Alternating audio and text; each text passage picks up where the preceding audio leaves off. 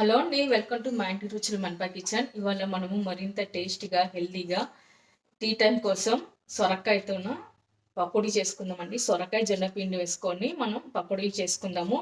అంతకన్నా ముందుగా మనము కిచెన్లో వంట చేయాలి కాబట్టి బాగా వేడిగా ఉంటుంది కదండి ఈ సమ్మర్ టైంలో. మనకు కొంచెం కూల్గా ఉండడం కోసం ఏం చేయాలంటే నేను ఇక్కడ ఇలాంటి క్లిప్ ఫ్యాన్ అయితే తీసుకున్నానండి. ఇప్పుడు మనం కిచెన్లో వంట చేయాలంటే ఎక్కడైనా సరే మనము ఇలా కిచెన్కి ఇలా తగిలించుకొని కూడా మనము పెట్టుకోవచ్చు. ఇలా క్లిప్ పెట్టుకొని కూడా మనము ఇట్లా ఫ్యాన్ పెట్టుకొని కూడా ఇలా మనకి ఎట్లా కావాలంటే అలా పెట్టుకొని వంట చేసుకోవచ్చు. ఇక్కడ బటన్ ఉంటుందండి. ఈ బటన్ నొక్కి మనకు కావాల్సిన దాంట్లో కావాల్సిన నెంబర్లో మనము ఫ్యాన్ ఫిక్స్ చేసుకోవచ్చు. గాలి వస్తుంది. ఈ ఫ్యాన్ కావాలంటే మీకు డిస్క్రిప్షన్ బాక్స్లో ప్రొడక్ట్స్లో అయితే పెడతాను, చూడండి. మనకు అందువైన రేట్లో అవైలబుల్ అయితే మనకు ఇదైతే దొరకడం జరుగుతుంది. కావాలంటే మనము దీనికి ఎలా కావాలంటే అలా కూడా మనం మలుపుకోవచ్చు. మనం ఆఫీస్ వర్క్ చేస్తున్న టైంలో కానీ ల్యాప్టాప్ పని పెట్టుకున్నప్పుడు కానీ ఇలా చిన్నగా అయితే ఉంటుందని టేబుల్ పైన పెట్టుకోవచ్చు. మనం ఎక్కడైనా కూడా దీన్ని ఎంట తీసుకోవచ్చు, బాల్కనీలో పెట్టుకోవచ్చు. ఎక్కడైనా పెట్టుకొని మనము ఫ్యాన్ని యూజ్ చేసుకోవచ్చు. దీనికి ఛార్జింగ్ ఇచ్చారండి. ఇలా ఛార్జింగ్ ఉంటుంది. ఛార్జ్ పెట్టుకొని మనం దీన్ని ఛార్జ్ చేసుకోవచ్చు. చాలా బాగుంది కదండి. మరి మీకు నచ్చినట్లయితే మీకు అందువైన రేట్లో తీసుకోండి. మన వీడియో కింద నేను డిస్క్రిప్షన్ బాక్స్లో ప్రొడక్ట్స్లో అయితే పెడతాను. సొరకాయ తురుము మరియు జొన్నపిండితో చేసిన ఈ పకోడాలు చూడడానికే కాదండి, తినడానికి కూడా మరింత రుచిగా అద్భుతంగా ఉన్నాయి.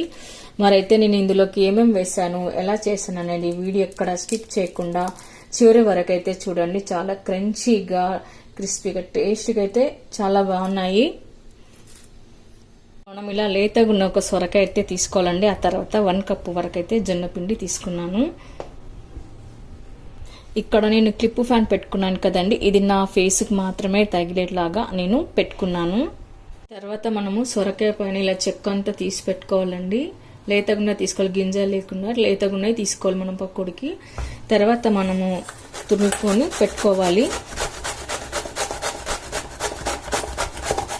ఇలా మొత్తం సొరకాయని మనం తురుముకొని పెట్టుకుందాము. మనము ఇలా తురుముకొని పెట్టుకున్నాక ఇప్పుడు సొరకాయలు ఉన్న వాటర్ అంతా తీసేసుకోవాలండి.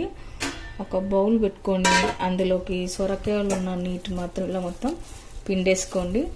ఎందుకంటే మనం ఇక్కడ పకోడీలు చేస్తున్నాం కాబట్టి పకోడీలు మెత్తగా రాకుండా క్రంచీగా క్రిస్పీగా రావడం కోసం మనం ఇలా వాటర్ని అయితే తీయాల్సి ఉంటుంది.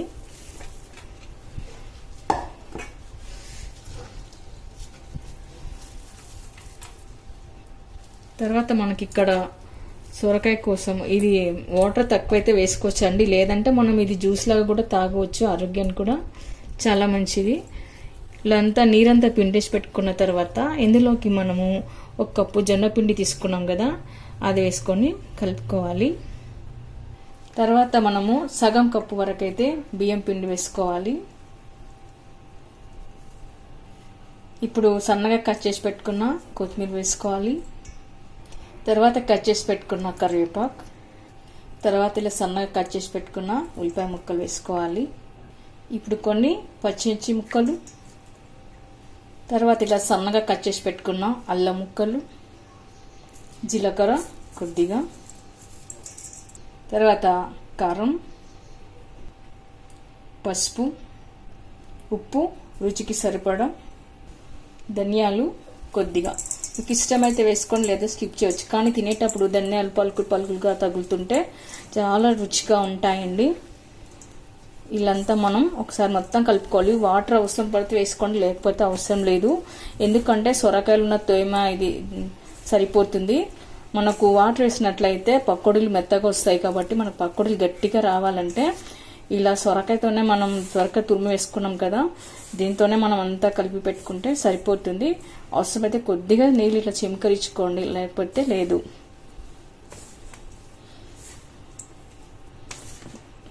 నేనైతే కొద్దిగా వాటర్ అయితే నీళ్ళు ఇట్లా చిమకరించుకుంటానండి.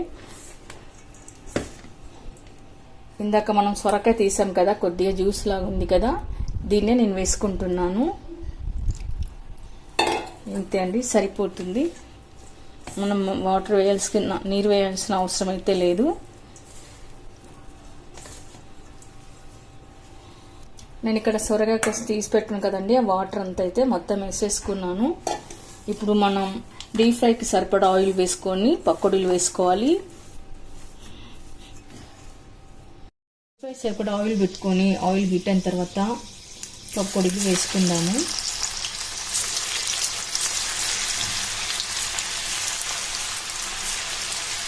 ఇప్పుడు మనం పకోడీలు మంచి కలర్ వచ్చే వరకు వేయించుకొని పెట్టుకోవాలి. మనం ఇక్కడ మీడియం ఫ్లేమ్ పెట్టుకొని కాల్చుకోవాలండి, అప్పుడే లోపల పిండి కూడా ఉడికిపోతుంది, లేదంటే పచ్చి పచ్చిగా ఉంటుంది. ఇవి మనకు పకోడీలు అనేవి ఎంత బాగా వేగితే అంత బాగా మంచి రుచి వస్తాయండి, టేస్ట్ చాలా బాగుంటుంది. సొరకాయ పకోడీ జొన్న పిండి వేసి చేసాం కాబట్టి మరింత టేస్ట్ బాగుంటుంది. వెయిట్ లాస్ వాళ్ళకు కూడా ఇది మంచిగా ఉపయోగపడుతుందండి. డైటింగ్ చేసే వాళ్ళకు, వెయిట్ లాస్ వాళ్ళకి కానీ, డయాబెటిస్ వాళ్ళకి కానీ ఎవరికైనా బాగుంటుంది. చిన్నపిల్లలు కూడా ఆరోగ్యానికి చాలా బాగుంటుంది. ఇప్పుడు మంచి కలర్ వచ్చే వరకు వీటిని మనం ఎంచుకొని పెట్టుకోవాలి. వీటిని మనం టీ టైం స్నాక్స్ కూడా చాలా బాగుంటాయండి. అలాగే ట్రావెల్ చేసేటప్పుడు కూడా వీటిని చేసుకొని తీసుకెళ్ళచ్చు. 3 days వరకు బాగా ఫ్రెష్గా బాగుంటాయి. అలాగే మనం మిగతా పకోడీలు కూడా వేయించుకొని పెట్టుకుందాము. మనము పకోడీలను వేగాలి ఇలా పెట్టుకోవాలి. కరివేపాకు ఇలా పెట్టి కాల్చుకోవాలి. పకోడీ పైన అలంకరణ చేసుకోవడానికి చాలా బాగుంటుంది. ఓకే అండి, చూసారుగా క్రంచీగా, క్రిస్పీగా, బాగా మంచి రుచిగా టేస్ట్గా అయితే ఉన్నాయి సొరకాయ జొన్నపిండి పకోడీలు. చూడండి, వీటిని మనం టీ టైం స్నాక్స్గా తిన్నా లేదా ట్రావెల్ వెళ్ళినప్పుడు చేసుకొని తిన్నా కూడా చాలా బాగుంటాయండి.